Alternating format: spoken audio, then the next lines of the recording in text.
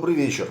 Я снова вынужден у вас просить прощения за то, что событие, которое лежит в корне того, о чем мы сейчас хотим рассказать, собственно, само событие, строго говоря, произошло не за последние 7 дней. Оно произошло 25 мая.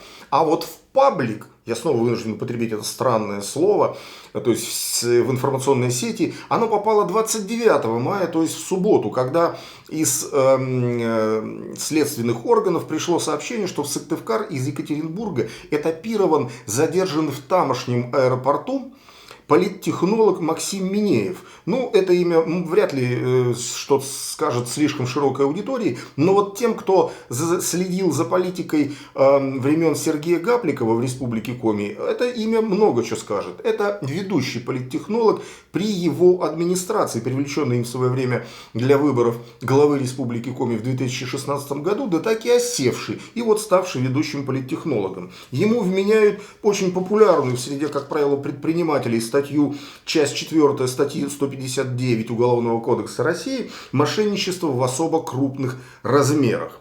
Вроде бы по неофициальным источникам его обвиняют в нецелевом расходовании средств, которые неформально собирались с крупных компаний и предпринимателей, то ли на празднование столетия Республики Коми, то ли, что скорее вернее, на обеспечение голосования по поправкам в Конституцию, которая, как мы помним, было в прошлом году.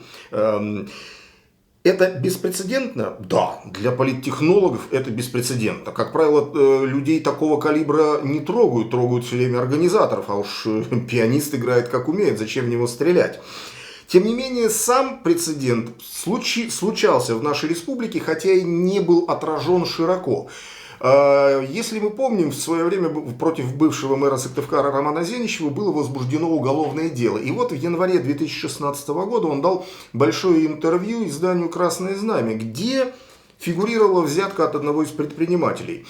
Следствием она была истолкована именно как взятка в 12 миллионов рублей. Но в деле, с которым я имел честь знакомиться, фигурируют другие цифры, которые достигают 60 миллионов рублей, причем наличными, причем ими распоряжается, как это следует из материалов дела, бывший заместитель главы Республики Коми Алексей Чернов, как известно, продолжающий отбывать наказание, фигурант дела Гайзера. Так вот, в подписном листе, который также присутствует вшито в дело, фигурируют, например, такие фамилии: Дегтярев, Волосковы, Веселов, Чернов, Забровский, Осадчий, сам Зенищев и его тогдашний зам Лученков. Суммы от миллиона до 12 миллионов, и они все на что-то подписываются. И раз они подписываются, значит, они эти деньги сдают. А фамилии, кстати, многим сыктывкарцам очень много что говорят. Это видные предприниматели, одни из самых крупных предпринимателей, по крайней мере, в масштабах Сыктывкара.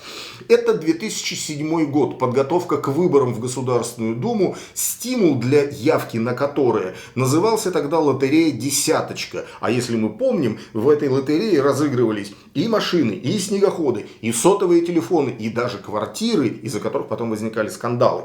Курировал сбор налом на подготовку к этим выборам человек в администрации главы, ну тогда, правда, Торлупова Владимира Александровича, курировал человек, который точно так же отвечал за пиар и предвыборные технологии. Так что, в общем, ничего под луной не ново, как известно. Всего вам доброго. До следующих встреч.